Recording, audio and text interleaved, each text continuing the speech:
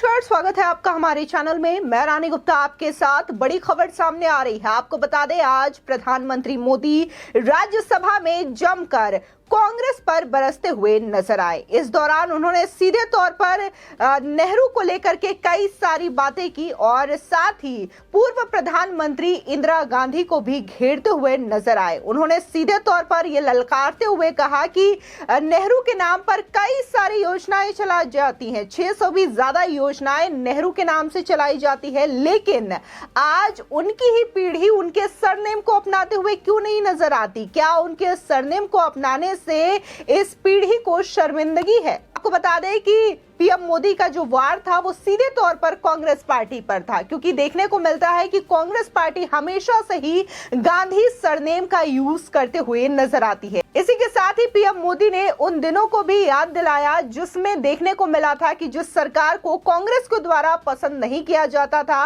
उन तमाम सरकारों को कैसे कांग्रेस ने गिरा दिया था, फिर चाहे वो नेहरू हो या फिर इंदिरा गांधी हो। इस दौरान प्रधानमंत्री मोदी सीधे तौर पर यह बोलते हुए नजर आए। उन्होंने कहा कि यह देश किसी की जागीर नहीं है, बल्कि यहां पर बैठे हर जन जन की मेहनत से यह देश बना हुआ है। बता दें कि पीएम मोदी ने गुरुवार को राज्यसभा में पूर्व पीएम जवाहरलाल नेहरू का जिक्र करते हुए कांग्रेस पर जोरदार निशाना साधा।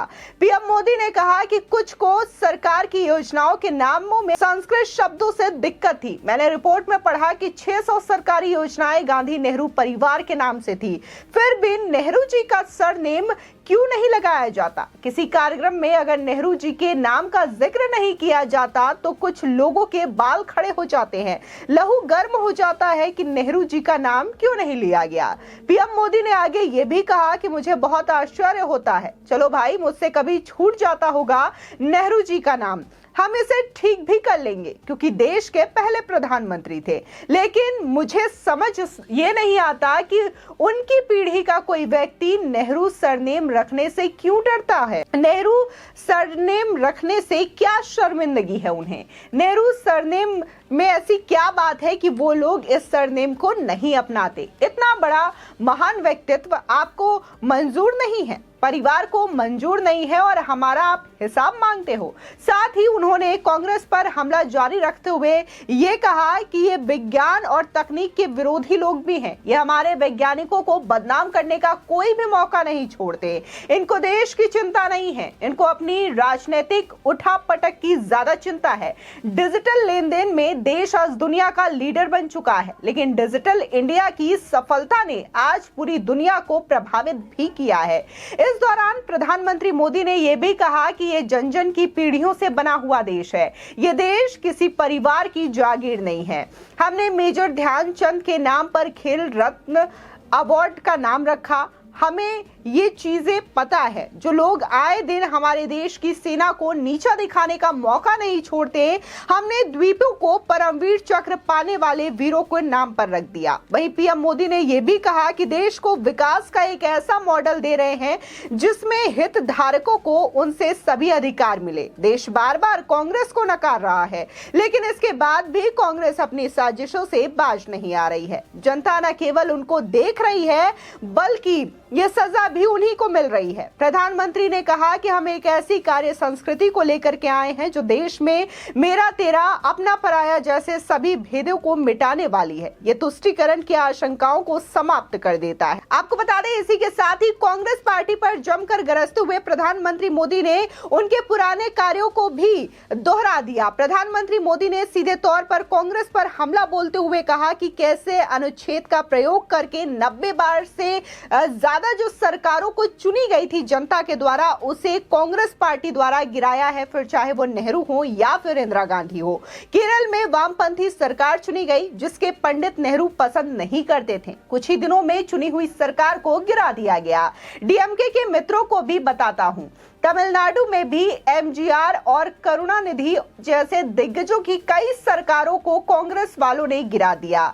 एनजीआर की आत्मा देखती होगी आप कहां खड़े हो। प्रधानमंत्री मोदी ने कहा कि कांग्रेस के एनटीआर की सरकार को भी इन्हीं के द्वारा गिराया गया। राजभवनों को कांग्रेस का दफ्तर बना दिया गया। आपको बता दें, प्रधानमंत्री मोदी ने यह सीधे तौर पर कहा कि कांग्रेस ने आर्टिकल 365 का इस्तेमाल किया और टोटल देश के अंदर तब से लेकर लेकर के अब तक 90 सरकारों को गिरा दिया है। ये जो सरकारें हैं वो जनता ने स्वयं चुनी थी, लेकिन ये सरकारें इस वजह से गिरी क्योंकि कांग्रेस परिवार को ये सरकार पसंद नहीं थी। बता दें कि प्रधानमंत्री ने यह भी कहा कि जो लोग आज विपक्ष में बैठे हैं उन्होंने राज्यों के अधिकारों की धज्जियां उड़ा दी हैं। मैं कच्चा चिट्ठा खोलना चाहता हूं। वो लोग कौन थी जिन्होंने आर्टिकल 356 का दुरुपयोग किया? वे लोग कौन हैं जिन्होंने ये किया और चुनी हुई सरकारों को गिरा दिया?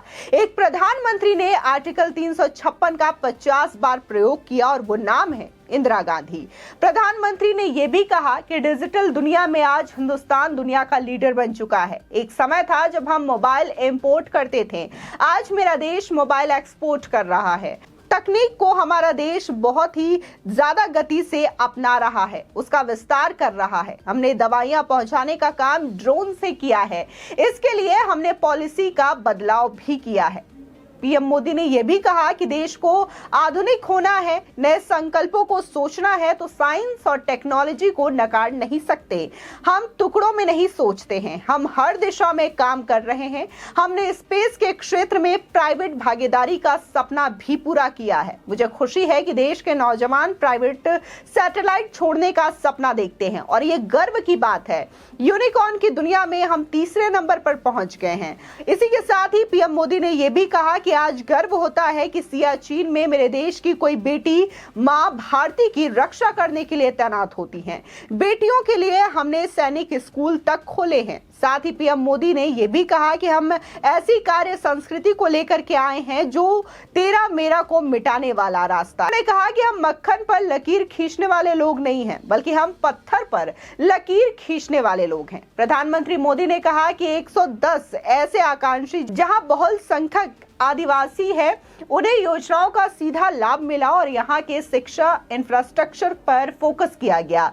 बजट में शेड्यूल ट्राइब कंपोनेंट फंड के तहत 2014 के पहले की तुलना में 5 गुना अधिक वृद्धि हुई है। ये तमाम चीजें आज प्रधानमंत्री मोदी ने राज्यसभा में गिना दी। इसी के साथ ही देखने को मिला कि जब प्रधानमंत्री मोदी ने अपने स्पीच को विराम दिया, अपने भाषण को विराम दिया, तो वहां पर तमाम जो सांसद मौजूद थे उन सभी ने मोदी मोदी के नारे लगाना शुरू कर दिया। आपको बता दें, जब प्रधानमंत्री मोदी ने अपने भाषण की शुरुआत की तब उन्होंने कसते हुए विपक्षी पार्टियों पर यह कहा था कि आप कितना भी कीचड़ उछाल लो, लेकिन इसी कीचड़ पर कमल खिलेगा। और कहीं ना कहीं जो कमल खिल रहा है उसका श्रेय भी आप सभी को जाता है, क्योंकि आप जब तक कीचड़ नहीं उछालोगे तब तक ये कमल नहीं खिलने वाला। फिलहाल इस खबर को लेकर के आपकी क्या राय है हमारे कमेंट सेक्शन में जरूर बताएं। आगे की और भी अपडेट के लिए चैनल को सब्सक्राइब करना ना भूलें।